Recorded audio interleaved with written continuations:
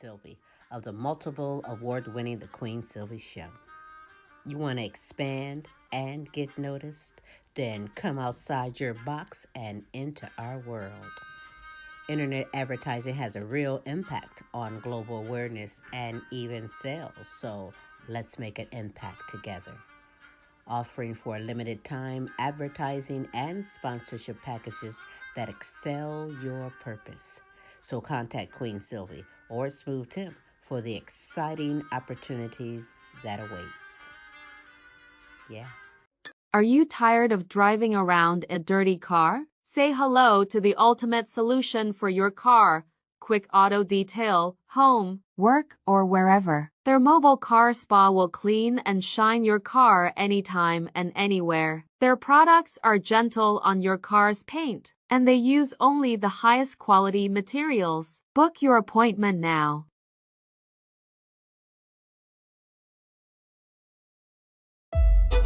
Some things that seem small tell you more about where America is going than others. Donald Trump demolished the east half of our White House. Yeah, it's our house. It's not his. It's not any president's, regardless of party. It belongs to us, to we the people. But that's not how Trump thinks. He's destroying the historic east wing of the White House to build a warehouse-sized party room for himself, his billionaire buddies. You'll never set foot in it. You'll never be invited there. It's ugly. It's vulgar. Americans are furious. White House historians are in tears. He tore up the rose garden planted by Jackie Kennedy so he could DJ like he was at Mar-a-Lago. He's tearing down the White House to rebuild it in his image. Ugly, vulgar, greedy, obscene. Spending over $300 million while Americans suffer from his shutdown, his tariffs, his plan to wreck the economy. Building a ballroom while your job, your business, your farm, and your retirement are being destroyed. But that's the truth about Trump. He has no respect for this country, no respect for tradition, no respect for history, and no respect for you. Hey kids, how would you like to hear this on the screen instead of the great show you came to see? That's what you sound like. Honest. Please cooperate and do your part in keeping this theater quiet so everyone, including you, can enjoy it. Now remember, lots of adults and kids, too, paid admission to enjoy the show. We must insist on absolute quiet. Oh, good madness!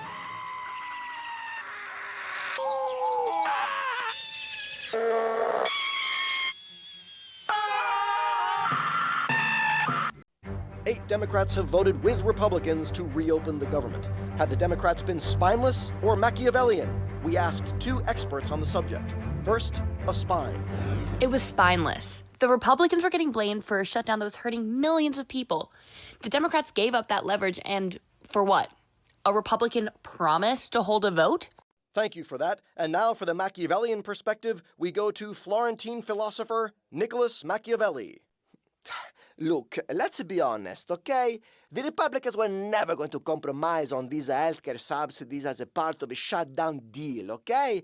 But now the Democrats, they are going to force the Republicans separately to go on the record voting specifically against these very popular subsidies next year. And this is going to happen ahead of the midterms, okay? So this is smart. Is it a Machiavellian? No, ma it's good enough. I give them 3 stelle su 5.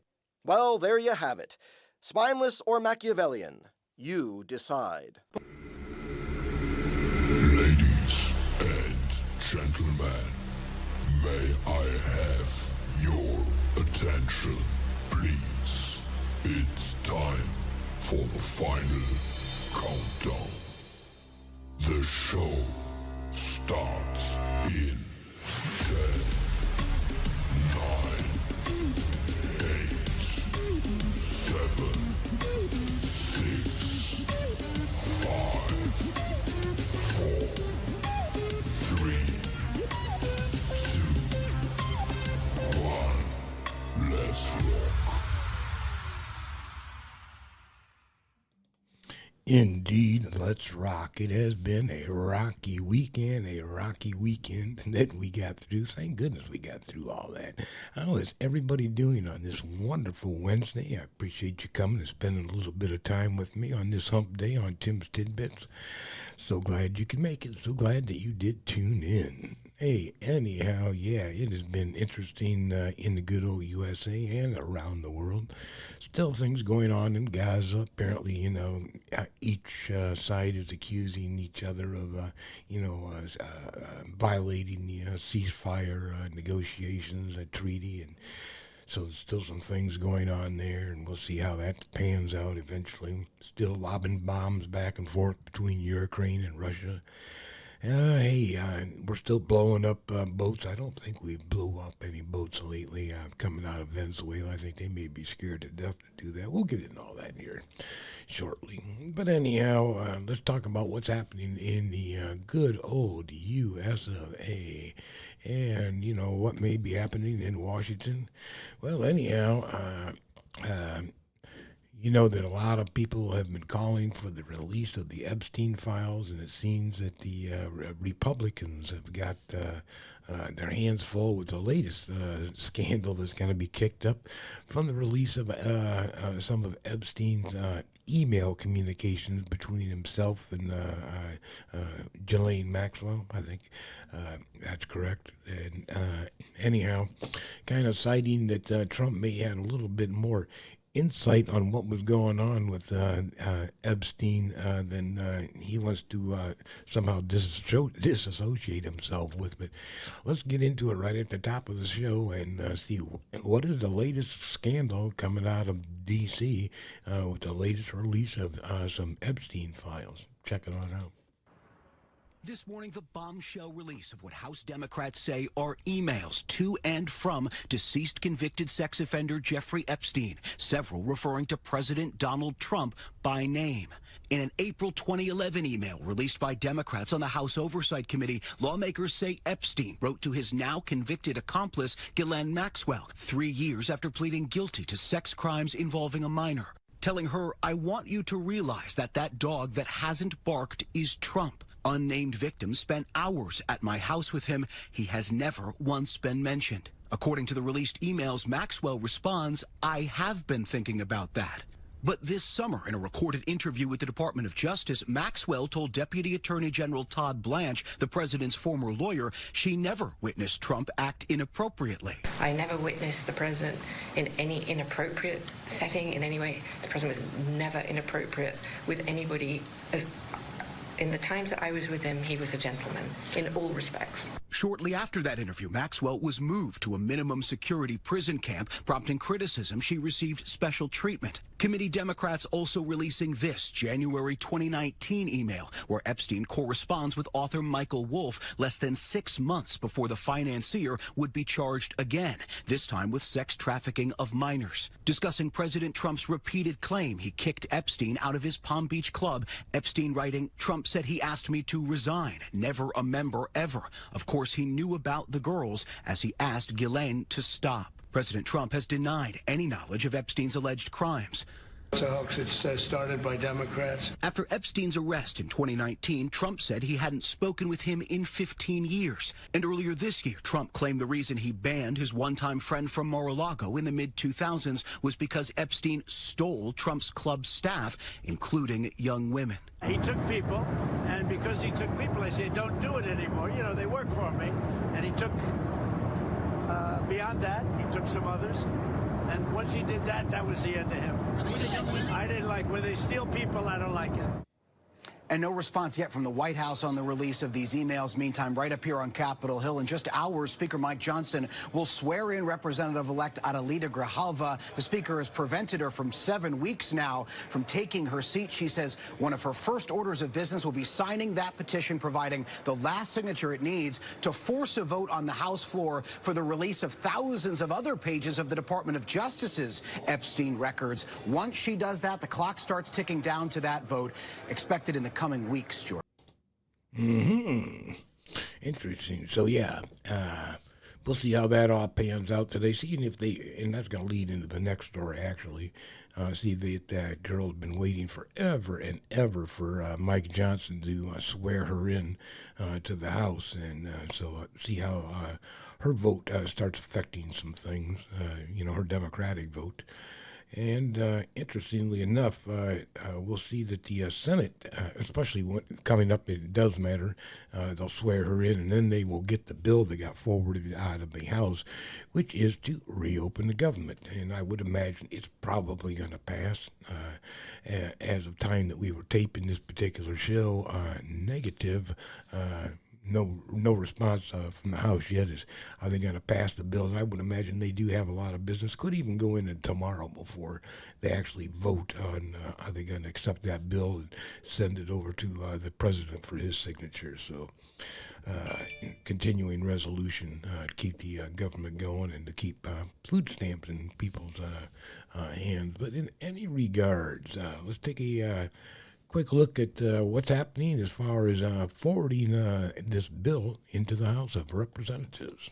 The funding bill that would reopen the government now heads to the House after passing in the Senate last night, just reaching the 60 votes needed. The bill as amended is passed. One step closer to ending the longest shutdown in U.S. history. I am very, very happy to be able to say that we are coming to the end. The House will hold its first round of votes tomorrow afternoon. We have to do this as quickly as possible. After weeks of Senate Democrats holding out to address the expiring subsidies tied to the Affordable Care Act, this bill does nothing to address that. Democrats only getting a promise from Republicans to vote on health care in the near future. People are aware now that this is an issue, and they know who's fighting for them. Food banks are still seeing long lines. In Seattle, organizers warn the effects of the shutdown will last even after the government reopens. If the government funding bill passes in the House, SNAP benefits will be funded until September 2026. The Trump administration is still asking the Supreme Court to block the order requiring them to pay out full SNAP benefits if and when the government reopens. That argument will essentially be over. So he wants to screw the people on some of their SNAP benefits. So, since you went without them this long, why should we give you all of it back? I mean, you're going to be getting your SNAP benefits next month. So, hey, you were able to stretch it while you did it. So why worry about it, right? This guy is unbelievable. He has never went hungry one day in his damn life. In fact, you've seen his supply. Instead of, like Reagan used to have the jelly beans, right, on Air Force One. Yeah, well, Trump has like Big Macs and supersized fries in his little jar next to him instead of jelly beans. Anyhow, speaking of some craziness that's going on, and this is another thing that our wonderful, wonderful POTUS has suggested that we do is how about, as if ICE isn't bad enough when it comes to the way that they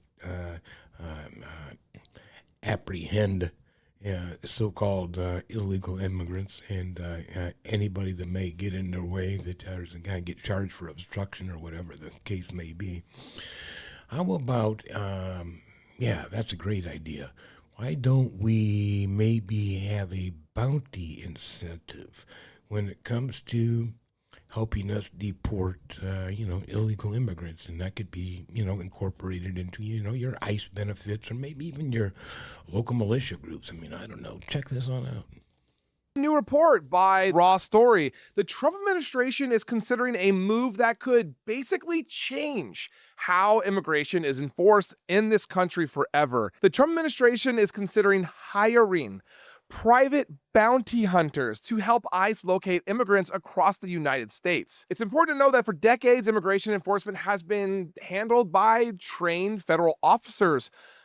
Under what we thought was strict oversight, although recently I doubt it, they answered to courts, Congress, and to the American public. But now ICE is entertaining the idea of outsourcing that power, basically paying private contractors to track down human beings for money. This is not speculation. The Intercept obtained a procurement document showing that ICE is basically considering an incentive-based pricing structure.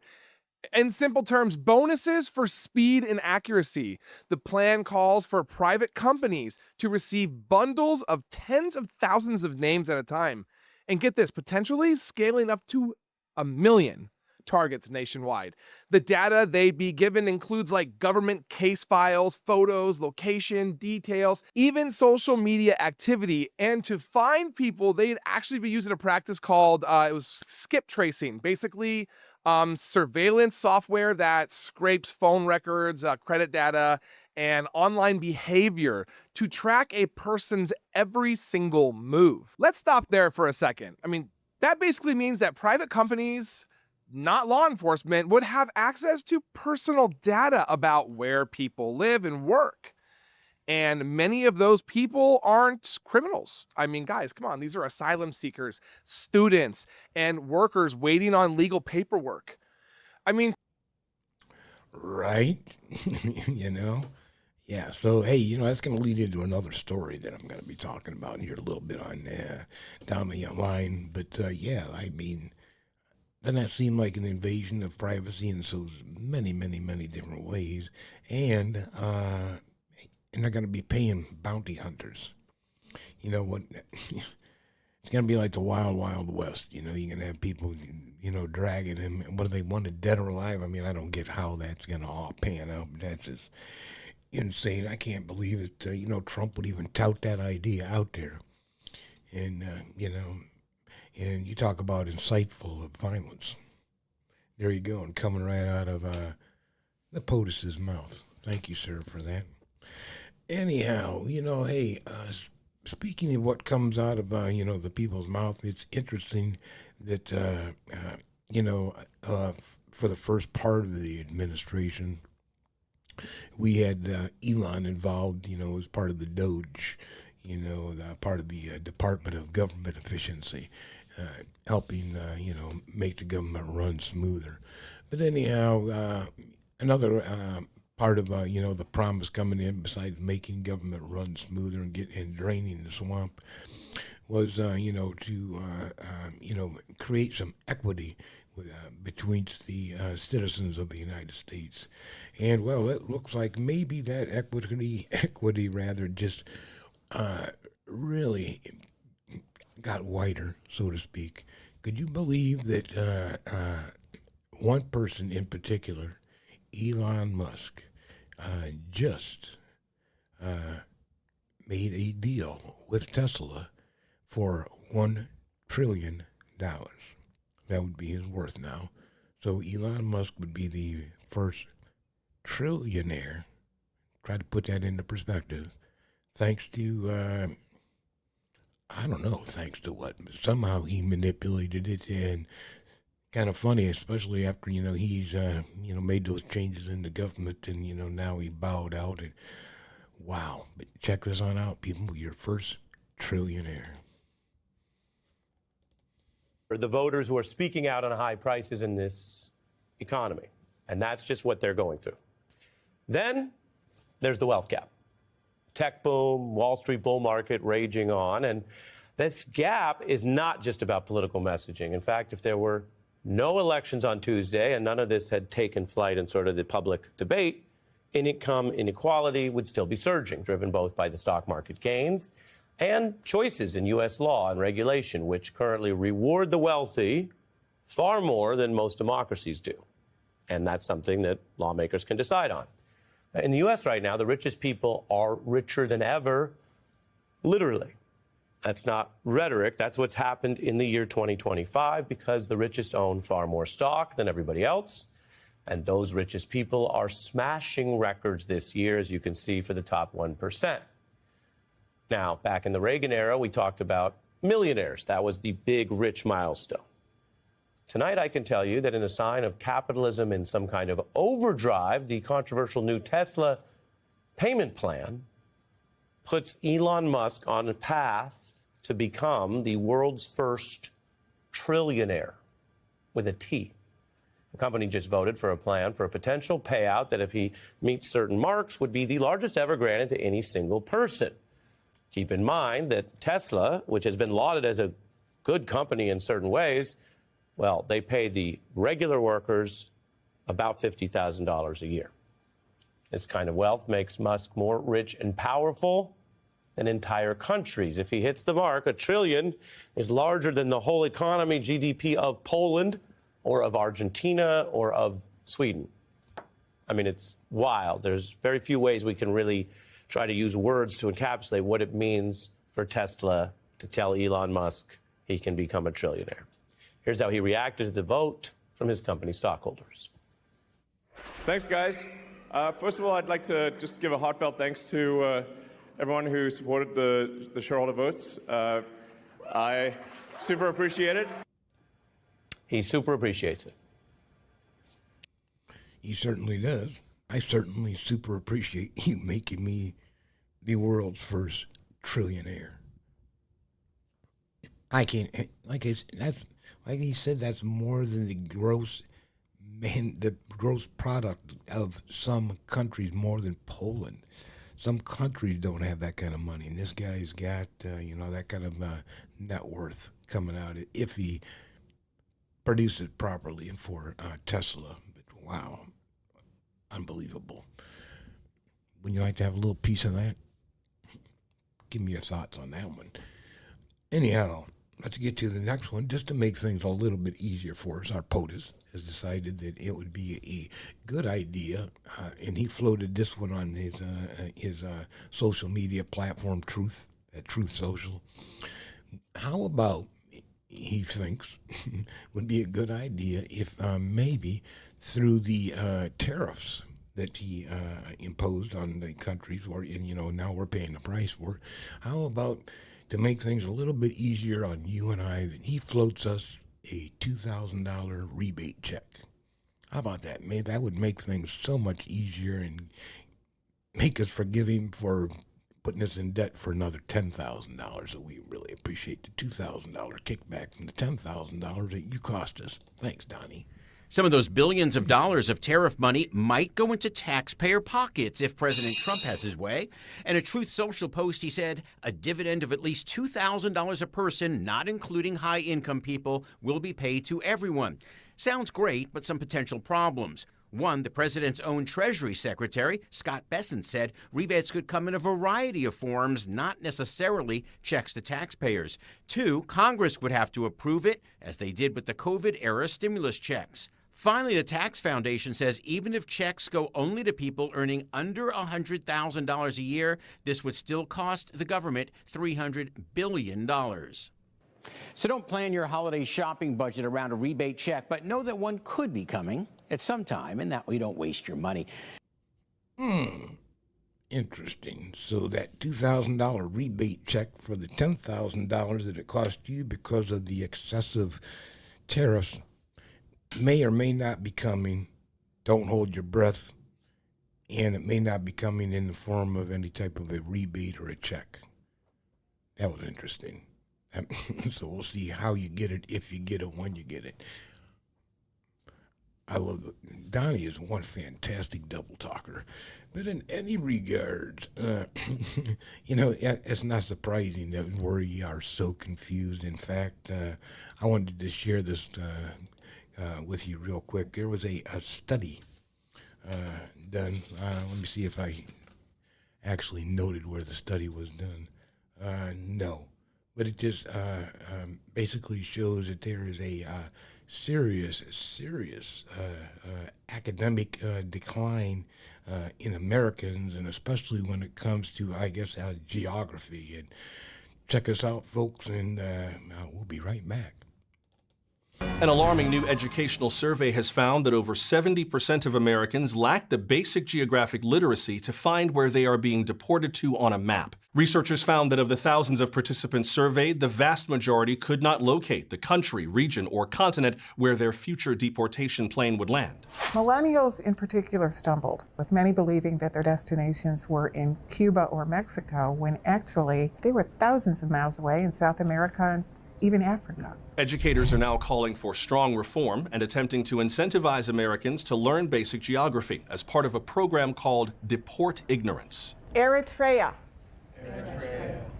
Eswatini. Good. By the time they're 5 or 6 years old, Americans really should know where they're being deported to. Walden's research team hopes that through their work, more Americans will also be able to identify the location of the unmarked mass graves that they will all soon be thrown into. Coming up next, we have a live look at the candlelight vigil being held for the victims who caught fire at last night's candlelight vigil.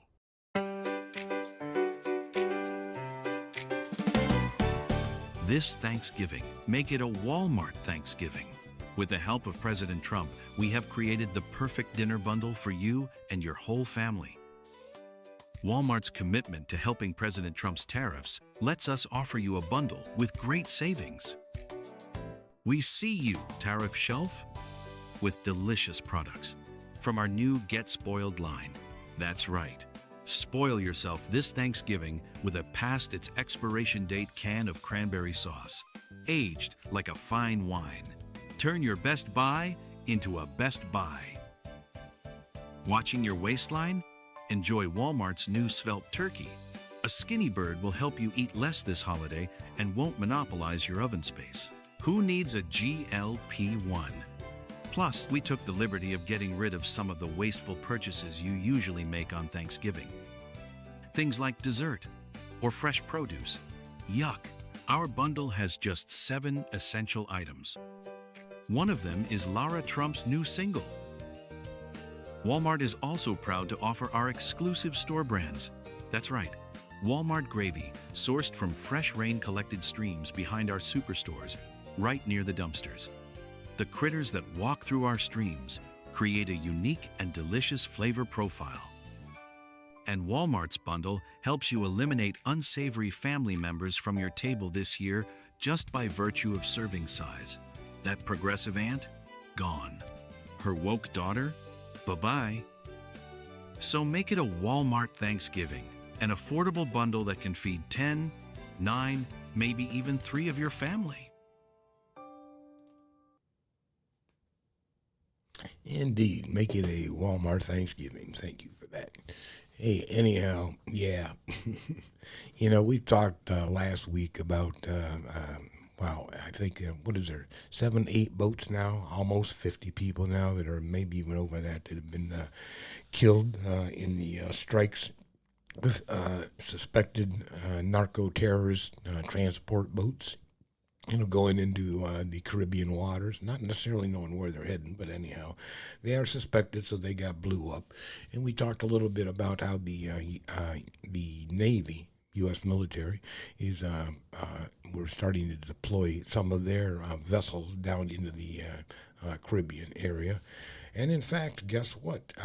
One of the biggest that we have, a multi-purpose ship, aircraft carrier, and its escorts ended up arriving in Latin America just the other day. And see how maybe that might be a deterrent. Instead of blowing up people, we'll just throw our biggest aircraft carrier and all the attendants to protect it, and just launch, strikes against suspected narco-terrorists, or I don't know what the intent really is going to be, folks. We got to keep an eye on this.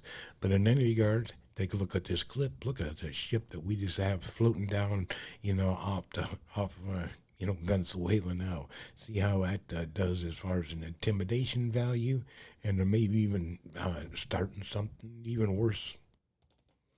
The Pentagon today announced the USS Gerald Ford arrived in the Latin American region, part of President Trump's war on drug cartels. The Ford is the biggest aircraft carrier in the American fleet and has accompanying warships, far more firepower than needed to sink a few alleged drug smuggling boats. The target could be Venezuela.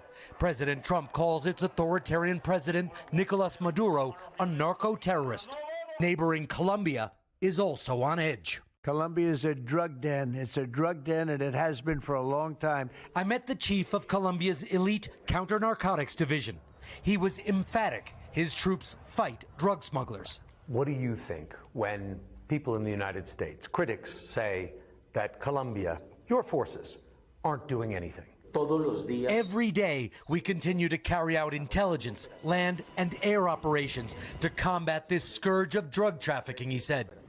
The U.S. military strikes on boats allegedly carrying drugs heading for the United States is having a chilling effect on fishermen here in Colombia. Normally, these boats go far out to sea to find their catch. But now, fishermen tell us they're too afraid, worried that if they go far from the shore, they could be hit by a U.S. drone. These fishermen only brought in a meager haul after 6 hours at sea.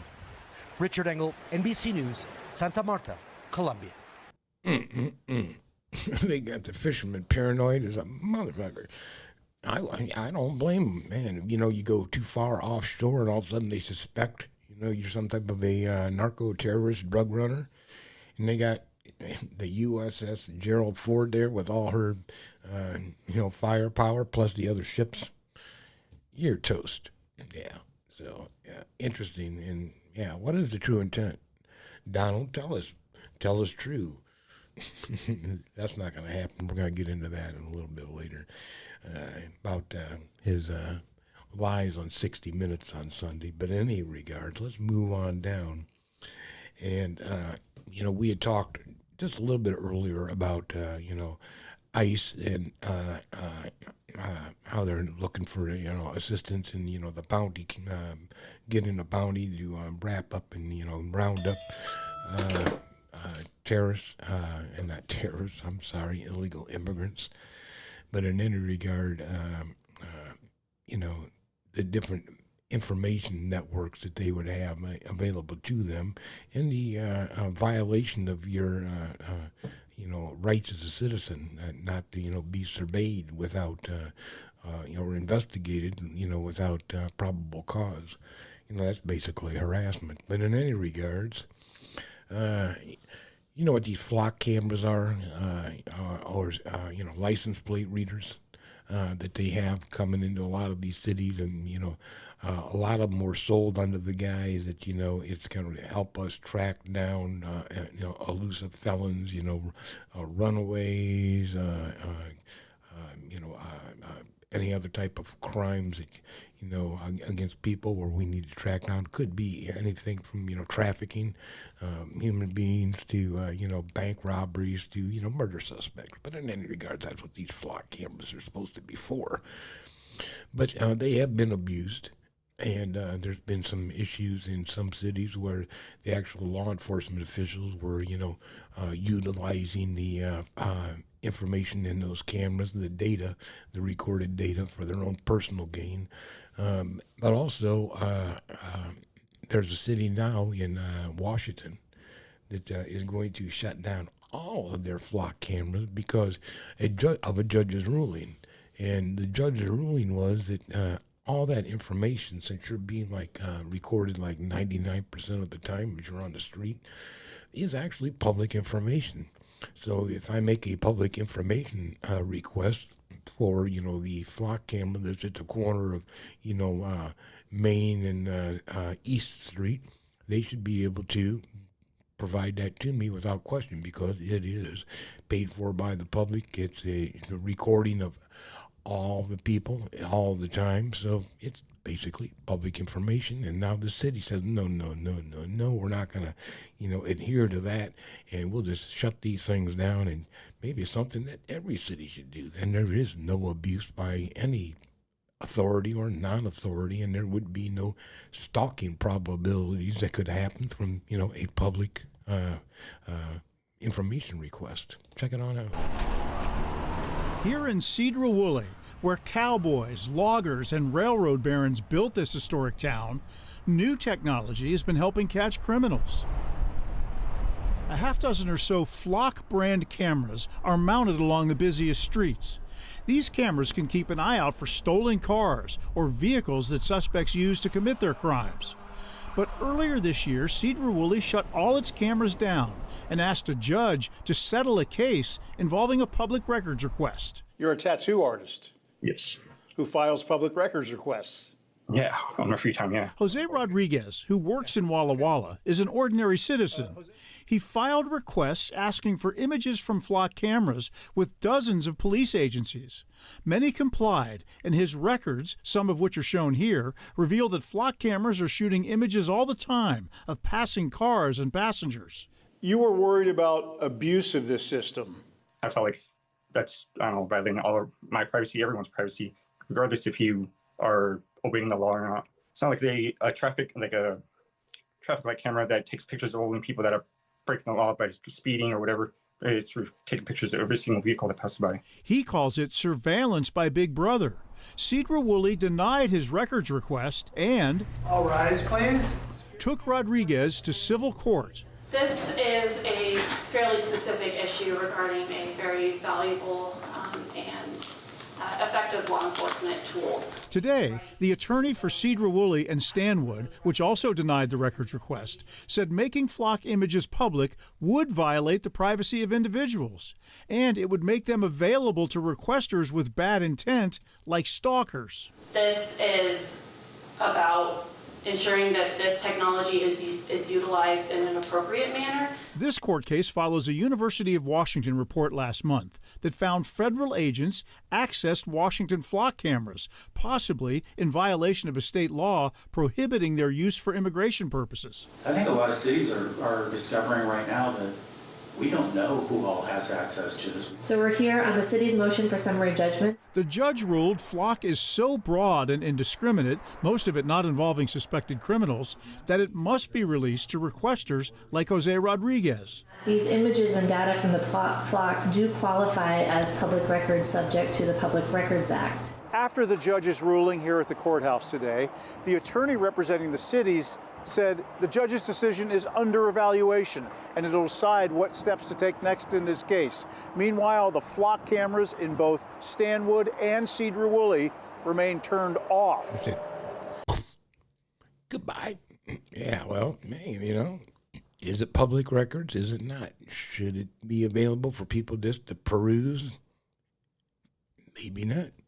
You know, I don't want anybody just, being able to just show me where, Smooth went, this store, that store, and just completely stalk you through public service requests through these flock cameras. Come on now. Yeah, that's the same reason that, they got rid of some of these stoplight cameras, speed cameras, whatever you want to call them. These things, those are crazy too. Who's in control of this and what are they doing with all that data? I don't know. But in any regards, because I give a shit, and I'm always trying to help you look out for yourself, and I'm telling you about the various scams that are going on, from skimming devices to, the fake $20 is this your money, and then all of a sudden they do a quick switch in your wallet, the magician and stuff. But in any regards, there's another one going on, and what do they call this one here? It's called ghost tapping. Since a lot of these cards, they have the little device in it that you can just go up to the register and tap, tap, tap, instead of having to enter any type of, 4-digit code. Again, the criminal mind has found a way to circumvent that, steal your information, and steal your money. Check us out. Well, stealing your money without ever swiping your card. Tonight, we're taking a look at ghost tapping, also known as ghost charges. Now, it's a familiar scam, but with a modern twist. Our Shante Passmore is here to explain how this wireless skimming works. Hey there, if you like me, you tap your card all the time whenever you go to the store, but it's that same technology bad guys are using to steal your information, everything from bank cards to your house keys. Flipper Zero. A multi-tool so powerful, it's also banned in other countries but legal in the U.S. Flipper devices are they are remote controls. They can be used to open garage doors, power things on and off, and even penetration testing to make sure computer systems are secured. At Stack Cybersecurity, the team shows Local 4 how bad actors use the devices. Think digital pickpocketing and less card skimming. So this goes beyond that. This could be just a simple tap of a card, and it will steal all the card information, and now the individual has my card. I hate that. Yeah, they can now take that, store it, and they can go to the gas pump and use it. So how does it work? It uses this dev board at the top, and this dev board has the ability to read frequencies that use wireless bands. It's not just cards. Scammers can also target badges and fobs. It's not just about cybersecurity in your networks and your online systems. It's also about physical security. A lot of companies do not think about physical security, and they absolutely must. Experts say proximity is key. People need to be just close enough to tap your information. The BBB reports someone may bump into you in a crowded area to secretly steal it. That is insane. I can't even think that this is actually happening, but I'm not too surprised though at the same time. There's a lot of technology hacks, and it just seems like it's the next level up. In a statement to Local 4, Flipper Zero claims its devices is intended for educational purposes, security testing, and development. It also wrote in part, "We'd like to highlight that while the Flipper Zero can read NFC and RFID cards, it cannot decode the card's encrypted security code used on credit and debit cards, so they can't be cloned." Boy, that's taking pickpockets to a whole new level, isn't it? They bump into you, they steal the information off of your cards in your pocket, off of your key fob for your vehicle, or if you have some type of maybe information that a wireless device to access yourself into your business office. There's a lot of places that do that. So wow, whole new world out there, people. Be careful. So, you could be compromised without even having a clue that you were compromised. Keep an eye on your bank accounts, keep an eye on, a lot of those different type of transactions. And if you own a company that, utilizes key fobs for access controlled transactions, keep a look at those and, make sure everything's looking square. Who knows? Anyhow, I thought I'd share that with you. Let's get into the moment we're at the end of the show, and that is our dude, seriously, what the fuck moment. This series, What the Fuck moment, is actually kind of cool, and it happens to be something that they are doing in Germany.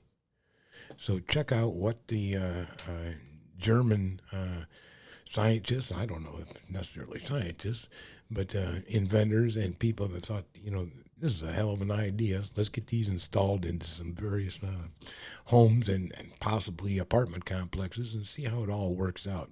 I thought it was pretty cool, and I would share this what the fuck moment with you. This is an intelligent washing machine invented by the Germans, designed to look like a small clothing transfer portal embedded in the wall. You simply toss your dirty clothes into the opening, and the machine automatically sucks them in. No need to move a finger. Once inside, a vacuum pipe instantly activates, sending the clothes through the tube directly to the built-in washing unit. There, the system automatically completes sorting, washing, drying, and ironing, just like in a fully automated laundry factory, efficient and precise. After the entire cleaning process is done, the neat and freshly pressed clothes are delivered back to your room through another pipeline. You can simply take them out and wear them immediately, enjoying a truly hands-free and futuristic laundry experience that redefines convenience in modern living. Do you think this sounds crazy? Drop your thoughts in the comments below. I thought that was pretty cool. It just sucks the laundry right out of your hand, takes it down, and then automatically puts it through the laundry wash cycle, dry cycle, and a folding cycle, and delivers it back to you. How freaking cool is that? Oh, yeah, I can see that being a hit. Well, who knows? Again, I thought I would share that with you. But, hey, you know what it is time for? Another, this week's Asshole Merit Badge nominee. And this nominee goes to a irate customer who apparently was just not real happy with how long it was taking and or the quality, I'm not sure, of the order that she was receiving from McDonald's, or actually she didn't receive from McDonald's because she wanted breakfast and they were on the lunch menu, and you know how that works out. Police have identified a woman who was seen in a video tossing hot coffee onto the manager of a mid-Michigan McDonald's. The incident happened on Tuesday morning at the McDonald's in Buena Vista Township on Dixie Highway. The video is just really hard to believe. It was released by police showing the woman complaining about the slow service, and when the manager handed the customer the coffee, the woman threw it on her. The manager screamed as she was hit with the scalding hot coffee. Police put the video out to try to identify the woman, and they now know her identity, and it's possible she will face a criminal charge. Gee, you think? She should. Did you see the steam come off of that woman's back when she did that? That was insane. Throwing scalding hot coffee on somebody. But no, the real story, and I checked it out, was, yeah, she's a little bit behind on getting breakfast. She thought she ordered it at that kiosk, and they were already on the lunch, so yeah, she was just SOL when it came to ordering her breakfast, and it pissed her off, and that's how she reacted. Whew. Anyhow, let's get on out of here. I hope you enjoy the rest of your Wednesday. I hope you enjoyed tonight's show. Again, keep the faith, people. We will get through all this. We'll see how the vote comes out. Maybe later on tonight or tomorrow sometime on reopening the government. Will everybody get their SNAP benefits, or will Donnie get his wish, and maybe there'll be a reduction in what you get? Who the hell knows? I don't anymore. But anyhow, as promised, I said I would give you the top 10 lies that Don told on his interview with Nora O'Donnell on 60 Minutes Sunday, a couple of days ago. But check it out. Enjoy Trump's top 10 lies as narrated by Chuck Schumer. You're going to love this. And you enjoy the rest of your Wednesday evening. And until next week, people, I'm out of here. Enjoy and great weekend. Bye-bye now. To go through Donald Trump's top 10 lies from 60 Minutes. So number one, here's Donald Trump saying that grocery prices are going down. They've seen their grocery prices go up, inflation. No, you're wrong. They went up under Biden. Right now, they're going down. This is false. Grocery prices are up. They're up in all 6 categories measured by the Consumer Price Index. And if Donald Trump were spending less time in his golden Great Gatsby ballroom and more time in a grocery store, he would know that prices are going up. Number 2, Trump claimed that Biden gave him the worst inflation rate in all of U.S. history. That is another lie. Here he is. Joe Biden was the worst president in the history of our country. We had the worst inflation. We had the worst of everything. In fact, the inflation rate in January when Trump took over was 3%. The inflation rate today is 3%. And just in case you're curious what the worst inflation rate was, it was 27% in 1920. Another big provable falsehood by Donald Trump. And here's Donald Trump on tariffs, claiming once again that countries like China are paying instead of consumers like you. With China, they were, very strongly threatening us, frankly, with the rare earths. And then I said, well, if you're going to play that card, I'm going to put a 100% tariff on over and above what you're already paying, which was 55%. But that is, again, just another lie. In fact, tariffs are paid by the importer. Those costs are passed on to consumers. We are paying the cost of tariffs. It's part of the reason why inflation keeps going up. This on-again, off-again tariff war by the president has made the cost of living more expensive for all of us. And coming in at number 4, Donald Trump talking about artificial intelligence and the energy demands of artificial intelligence and how he came up with the idea to co-locate a new data center with a power plant generating the power for that facility. Here he is. We're producing electricity like never before by allowing the companies to make their own electricity, which was my idea, which nobody frankly had thought of, these massive plants that are being built. So Donald Trump claims this was his idea, which nobody ever thought of. Well, this idea was discussed at length during the Biden administration. It's not a unique idea. I suppose this is Donald Trump's equivalent of saying that he invented the internet. And coming in at number 5, Donald Trump claiming that each time he attacks a ship in the Caribbean, that effectively saves 25,000 American lives. Here he is. But every one of those boats kills 25,000 Americans. Every single boat that you see that's shot down kills 25,000 on drugs and destroys families all over our country. Well, that's just absurd. First of all, he has been claiming falsely that these ships carry fentanyl. This is not a fentanyl trafficking route. Precursor chemicals generally come from China. Fentanyl is smuggled into the United States from Mexico. It is more cocaine that is being trafficked in the Caribbean. And if you add up all of the loss of lives from all of the sources of drug overdoses, it would amount to about 80 or 90,000 deaths, which is a horrible tragedy.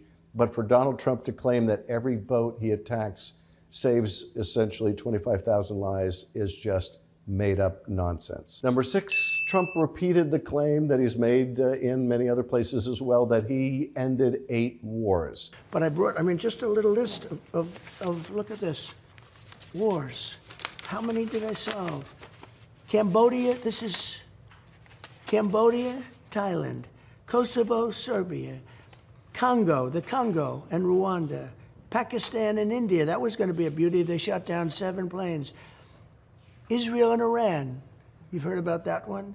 Egypt and Ethiopia. There's been no war between Egypt and Ethiopia. That's been a long-running dispute over a major Ethiopian dam project. Trump includes on the list another war, the war in Kosovo, that didn't even take place during his tenure in office. And he claims to have prevented other wars from taking place without any factual basis. So that, again, wrong, false, exaggerated, you name it. Number 7, Trump claimed that Joe Biden provided $350 billion to Ukraine. That figure is also not remotely accurate. Even if you got your degree from Trump University, the numbers don't add up. In fact, the U.S. contribution to Ukraine has been about $94 billion, has gone out the door. Another equivalent amount has been appropriated but not yet fully dispersed. So we're talking about less than half of the money that Trump claims Joe Biden already spent on Ukraine. Number 8, Donald Trump and the shutdown. Donald Trump falsely claimed that what Democrats are seeking is $1.5 trillion for healthcare and other services for undocumented people. I can't give them $1.5 trillion so that they can give welfare to people that came into our country illegally. This is completely bogus. What Democrats are seeking is to end the vast increases in healthcare costs on the Affordable Care Act that are occasioned by Trump's doing away with tax credits for people getting their healthcare through the ACA. We're trying to at least bring down the cost of healthcare for Americans. Undocumented immigrants are not eligible for that funding. So this is just another palpable Donald Trump lie. And number 9, Donald Trump and the Insurrection Act. So Trump has been deploying the National Guard and active duty troops to cities like Los Angeles and Chicago, Portland, Oregon, and elsewhere in a lawless effort to essentially get the military to engage in domestic law enforcement. This is also Donald Trump trying to make him look strong, trying to essentially commandeer the military as his own palace guard. But these actions are being struck down in court, and so Donald Trump has been threatening to invoke the Insurrection Act. And in defense of his potentially invoking this seldom used statute, Donald Trump claimed during the interview that it had been used by other presidents as many as 28 times. That's just false. No president has invoked the Insurrection Act more than Ulysses S. Grant in the early 1800s, who did so only 6 times. Nevertheless, and perhaps more importantly, there is no basis, no justification whatsoever for invoking the Insurrection Act under the circumstances in which Donald Trump is claiming. That is, that there's some kind of insurrection or rebellion against which American troops need to be deployed. That too is just false. And finally, rounding out the top 10, Donald Trump asked about whether he has directed the Justice Department to go after his political enemies. Here's Donald Trump on that subject. Did you instruct the Department of Justice to go after them? Not in any way, shape, or form.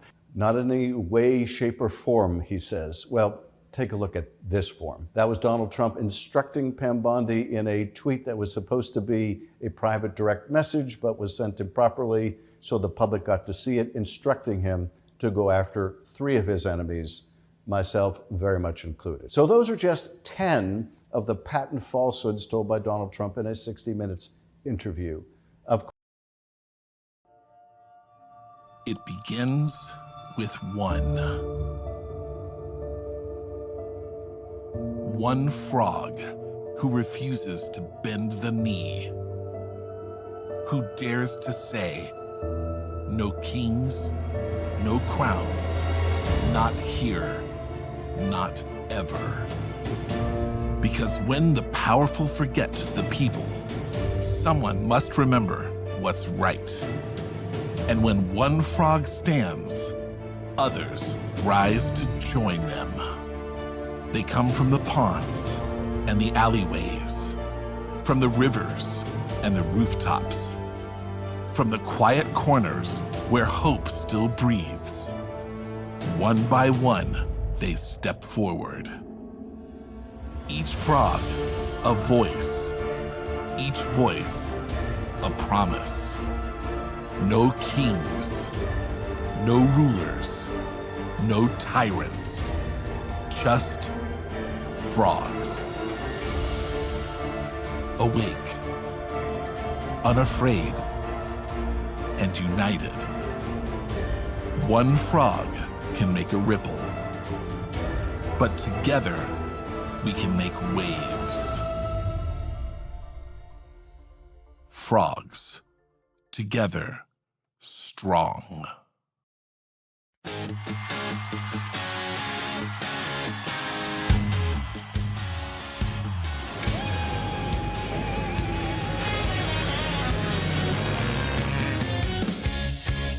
know it's a sacrifice to make time to protest.